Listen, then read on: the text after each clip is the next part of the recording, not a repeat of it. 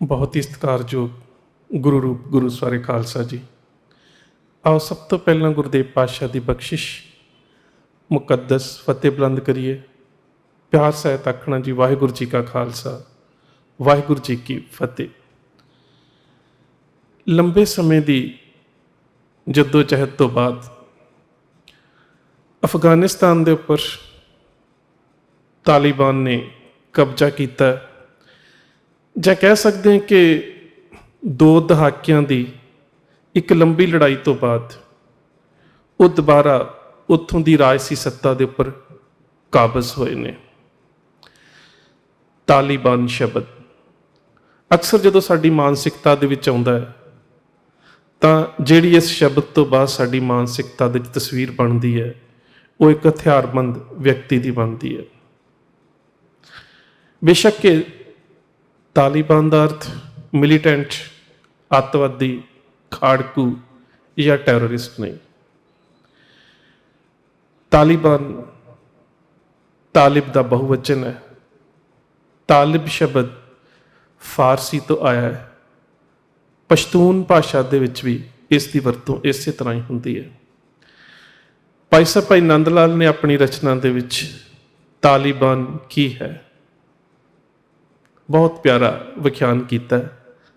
ਤਾਲਿਬਾਨ ਹੱਕ ਬਾ ਅਦਬ ਹਮੇਸ਼ ਬਾ ਅਦਬ ਬਸ਼ੰਤ ਅੰਦਰ ਯਾਦ ਰੱਬ, ਕਿ ਹੱਕ ਦਾ ਵਿਦਿਆਰਥੀ, ਸੱਚ ਦਾ ਵਿਦਿਆਰਥੀ, ਉਸ ਪਰਮਾਤਮਾ ਦੀ ਭਾਲ ਦੇ ਵਿੱਚ ਤੁਰਨ ਵਾਲਾ ਵਿਦਿਆਰਥੀ ਹਮੇਸ਼ਾ ਉਸ ਪਰਮਾਤਮਾ ਦੀ ਯਾਦ ਨੂੰ ਆਪਣੇ ਹਿਰਦੇ ਦੇ ਵਿੱਚ ਵਸਾ ਕੇ ਰੱਖਦਾ ਹੈ।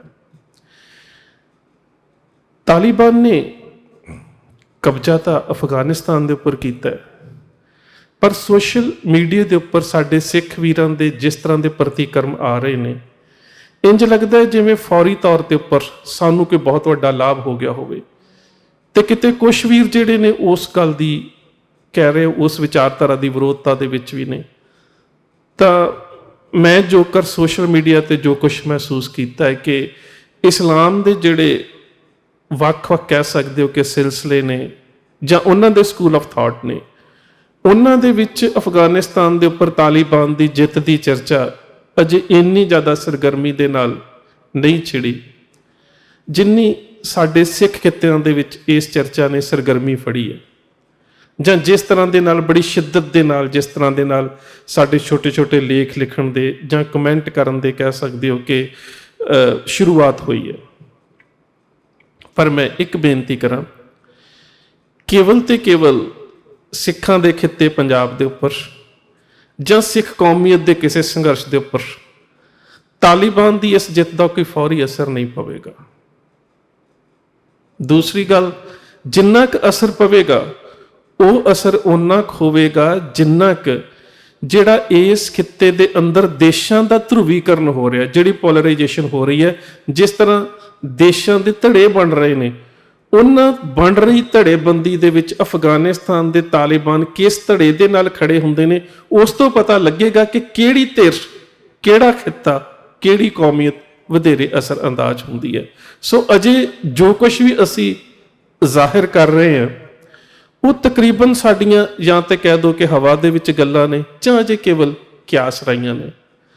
ਅਜੇ ਤਾਂ ਜਿਹੜੇ ਬੜੇ ਵੱਡੇ ਚੀਨ ਦੇ, ਰਸ਼ੀਆ ਦੇ, ਫਿਲਿਸਤੀਨ ਦੇ, ਈਰਾਨ ਦੇ ਜਿਹੜੇ ਵੱਡੇ ਸਕਾਲਰ ਨੇ, ਅਜੇ ਤਾਂ ਉਹ ਵੀ ਇਸ ਗੱਲ ਤੋਂ ਸੋਚਾਂ ਦੇ ਵਿੱਚ ਪਏ ਹੋਏ ਨੇ ਕਿ ਤਾਲਿਬਾਨ ਜਿਸ ਤਰ੍ਹਾਂ ਦੇ ਨਾਲ ਅਮਰੀਕਾ ਦੇ ਨਾਲ ਵੀ ਗੱਲਬਾਤ ਨੂੰ ਜਾਰੀ ਰੱਖਿਆ ਹੈ, ਚੀਨ ਦੇ ਨਾਲ ਵੀ ਵਾਰਤਾਲਾਪ, ਕਤਰ ਦੇ ਵਿੱਚ ਯੂਰਪ ਦੇ ਹੋਰ ਨੁਮਾਇੰਦਿਆਂ ਦੇ ਨਾਲ ਵੀ ਗੱਲਬਾਤ, ਸੋ ਜਿਸ ਤਰ੍ਹਾਂ ਦੇ ਨਾਲ ਉਹਨਾਂ ਨੇ ਸਾਰੇ ਪਾਸੇ ਗੱਲਬਾਤ ਦੇ ਰਾਹ ਖੋਲ੍ਹੇ ਹੋਏ ਨੇ, ਤੇ ਜਿਸ ਤਰ੍ਹਾਂ ਅਸੀਂ ਪੰਜਾਬੀ 'ਚ ਕਹਿੰਦੇ ਹੁੰਦੇ ਹਾਂ ਕਿ ਸਾਰਿਆਂ ਨੂੰ ਮੁੰਡੇ ਦੇਈ ਜਾ ਰਹੇ ਨੇ।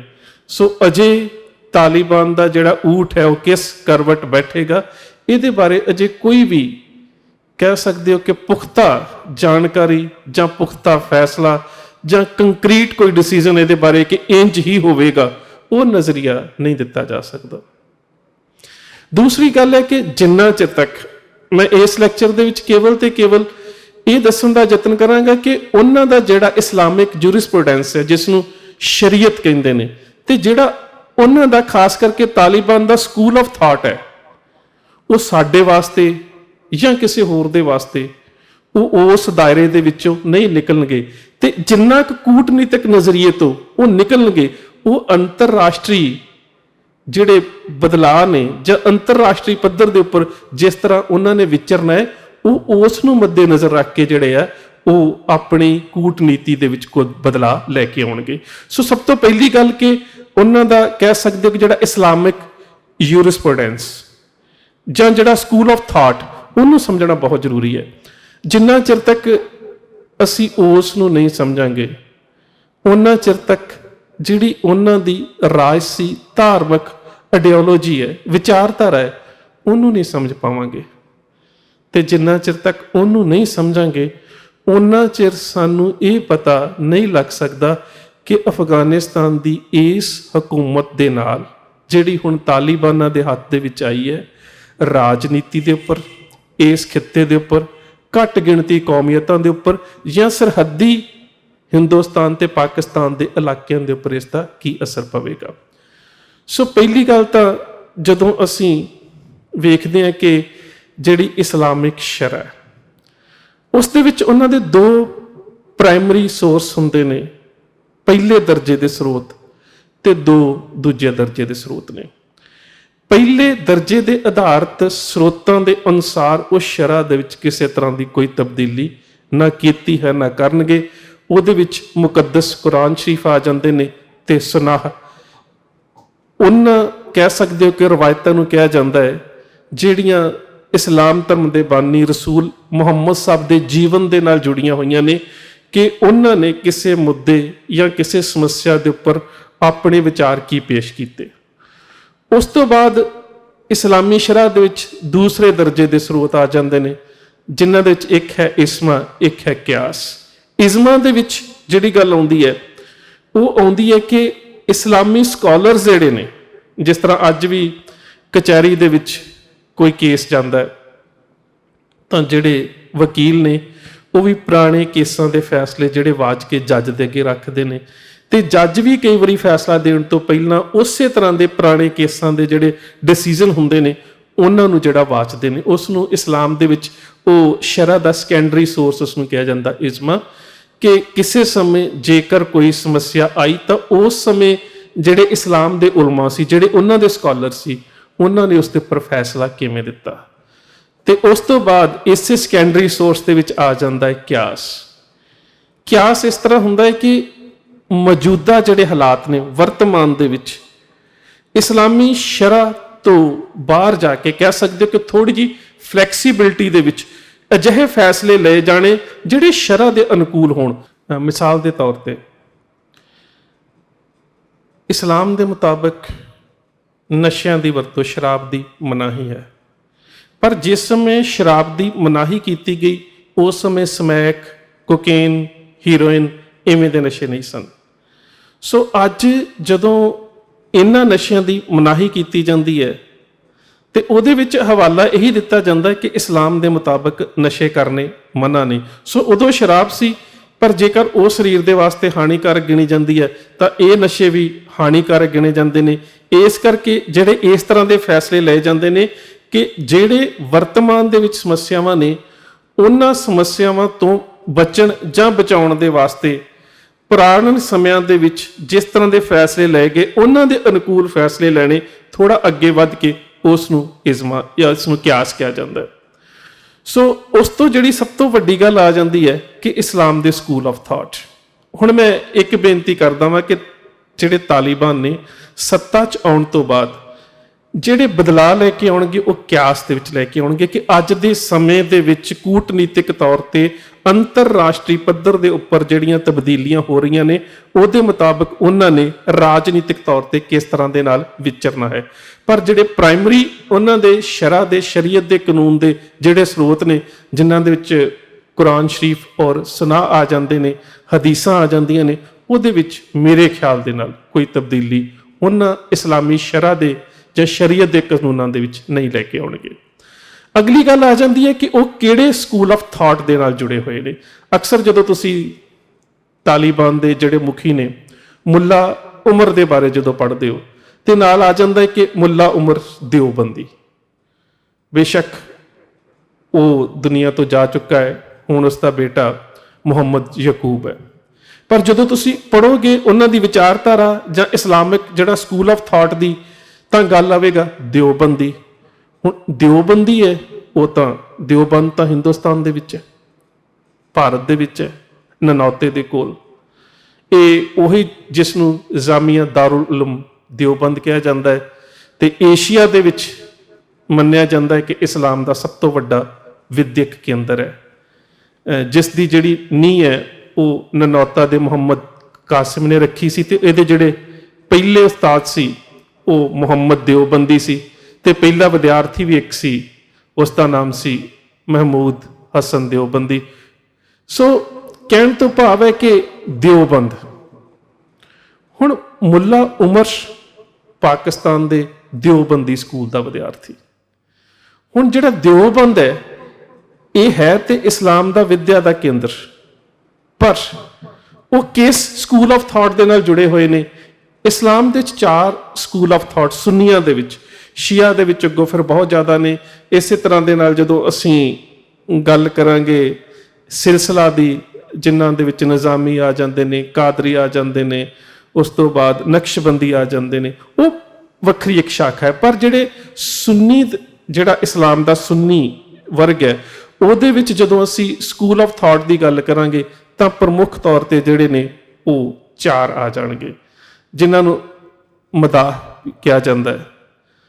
ਮਦਾਹਿਬ ਜਾਂ ਸਕੂਲ ਆਫ ਥਾਟ, ਉਹਦੇ ਵਿੱਚ ਹਨਫੀ ਆ ਜਾਣਗੇ, ਮਾਲਕੀ ਆ ਜਾਣਗੇ, ਸ਼ਾਫੀ ਆ ਜਾਣਗੇ ਤੇ ਹੰਬਲੀ ਆ ਜਾਣਗੇ।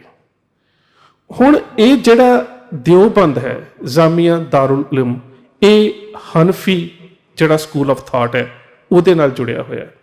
ਹੁਣ ਉਹਦੇ ਵਿੱਚ ਕੀ ਹੈ? ਉਹਦੇ ਵਿੱਚ ਜਦੋਂ ਅਸੀਂ ਹਨਫੀ ਦੀ ਗੱਲ ਕਰਾਂਗੇ ਤਾਂ ਕੂਫਾ ਸਕਾਲਰਸ ਦੀ ਗੱਲ ਆਵੇਗੀ।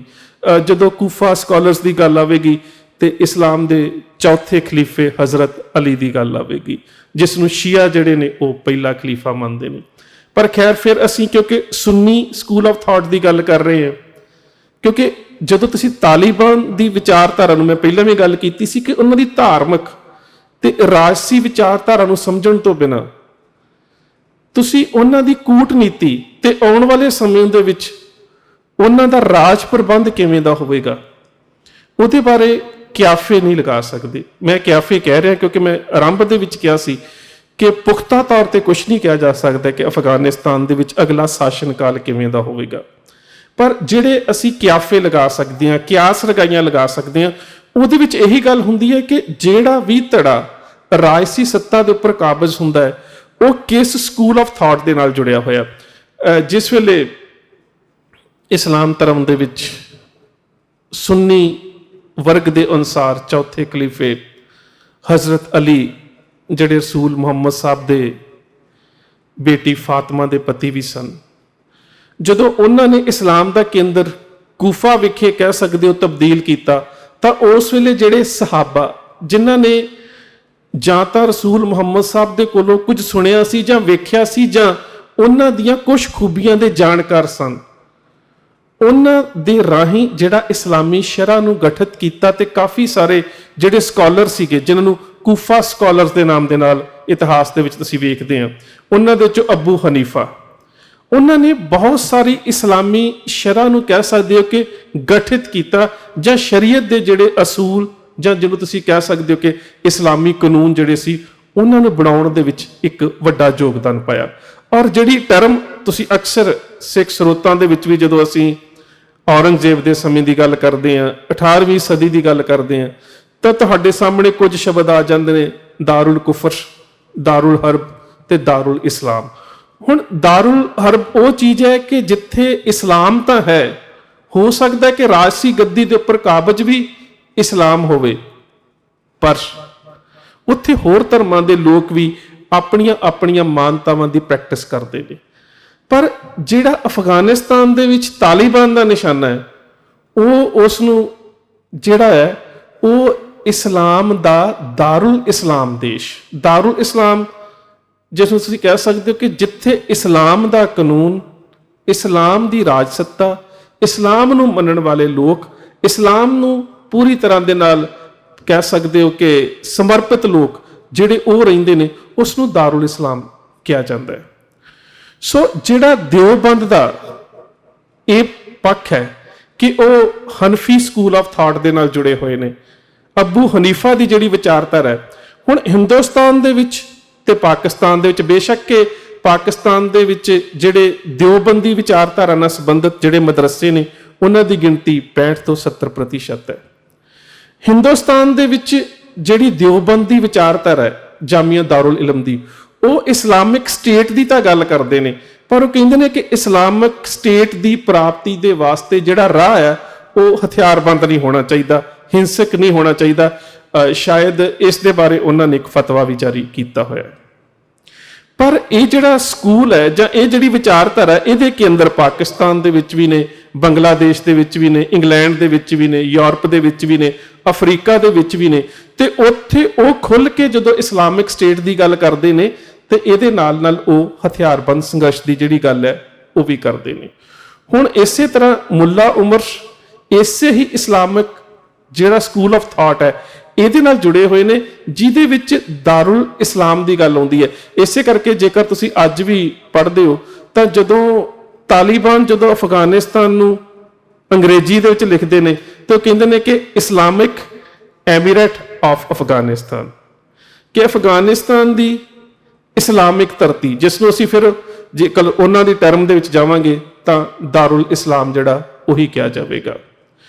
ਸੋ ਹੁਣ ਇੱਥੇ ਸਮਝਣ ਵਾਲੀ ਗੱਲ ਇਹ ਹੈ ਕਿ ਕੁਛ ਪ੍ਰਤੀਸ਼ਤ ਗੈਰ ਮੁਸਲਮਾਨਾਂ ਦੀ ਗਿਣਤੀ ਦੇ ਕਰਕੇ ਉਹ ਆਪਣਾ ਜਿਹੜਾ ਸਕੂਲ ਆਫ ਥਾਟ ਹੈ ਜਾਂ ਜਿਹੜਾ ਉਹਨਾਂ ਦਾ ਸ਼ਰੀਅਤ ਦਾ ਕਾਨੂੰਨ ਹੈ ਉਹਦੇ ਵਿੱਚ ਕੋਈ ਤਬਦੀਲੀ ਨਹੀਂ ਲਿਆਉਣਗੇ। ਹਾਂ, ਤਬਦੀਲੀ ਇੰਨੀ ਕੁ ਲਿਆਉਣਗੇ ਜੇਕਰ ਤੁਸੀਂ ਥੋੜਾ ਪਿੱਛੇ ਜਾ ਕੇ ਵੇਖੋ, ਔਰ ਮੈਂ ਅਗਲੇ ਲੈਕਚਰ ਦੇ ਵਿੱਚ ਇਸ ਨੂੰ ਹੋਰ ਥੋੜਾ ਖੋਲ ਕੇ ਦੱਸਣ ਦੀ ਕੋਸ਼ਿਸ਼ ਕਰੂੰਗਾ ਇਸੇ ਹੀ ਵਿਖਿਆਨ ਦੇ ਦੂਜੇ ਹਿੱਸੇ ਦੇ ਵਿੱਚ, ਕਿ ਜਿਹੜਾ ਸਕੂਲ ਆਫ ਥਾਟ ਹੈ ਇਸਲਾਮ ਦੇ ਵਿੱਚ, ਉਹਦੇ ਵਿੱਚ ਕੋਈ ਕਹਿ ਸਕਦੇ ਹੋ ਕਿ ਰਾਜਸੀ ਗੱਦੀ ਦੀ ਪ੍ਰਾਪਤੀ ਵਾਸਤੇ ਬਹੁਤ ਜ਼ਿਆਦਾ ਕੋਈ ਫਲੈਕਸੀਬਿਲਿਟੀ ਨਹੀਂ ਹੁੰਦੀ, ਕੋਈ ਬਹੁਤ ਜ਼ਿਆਦਾ ਇਵੇਂ ਦਾ ਲਚਕੀਲਾਪਨ ਨਹੀਂ ਹੁੰਦਾ ਕਿ ਤੁਸੀਂ ਸਾਰੇ ਆਪਣੇ ਅਸੂਲ ਜਿਹੜੇ ਨੇ ਉਹ ਛੱਡ ਦਿਓ। ਕਿਤੇ ਤੁਸੀਂ ਅਰੁੰਧਤੀ ਰਾਏ ਦੀ ਇੱਕ ਕਿਤਾਬ ਪੜ੍ਹੀ ਹੋਵੇ, ਦ ਮਿਨਿਸਟਰੀ ਆਫ ਅਟਮੋਸਟ ਹੈਪੀਨੈਸ, ਉਹਦੇ 'ਚ ਉਹਨੇ ਇੱਕ ਬੜੀ ਵਧੀਆ ਉਦਾਹਰਨ ਦਿੱਤੀ ਹੈ, ਉਹ ਬੜੀ ਪੜ੍ਹਨ ਵਾਲੀ ਹੈ, ਕਿਤੇ ਉਸ ਨੂੰ ਜ਼ਰੂਰ ਪੜ੍ਹਿਓ। ਉਹ ਕਹਿੰਦੀ ਕਿ ਇੱਕ ਬੰਦਾ ਜਿਹੜਾ ਸੀਗਾ ਉਹ ਨਦੀ ਦੇ ਪੁਲ ਤੇ ਖੜਾ ਹੈ, ਛਾਲ ਮਾਰ ਲੱਗਾ, ਦੂਸਰੇ ਨੇ ਆ ਕੇ ਸਵਾਲ ਕੀਤਾ, ਤੂੰ ਛਾਲ ਕਿਉਂ ਮਾਰਨ ਲੱਗਾ, ਤੂੰ ਰੱਬ ਨੂੰ ਨਹੀਂ ਮੰਨਦਾ? ਕਹਿੰਦਾ ਰੱਬ ਨੂੰ ਮੰਨਦਾ।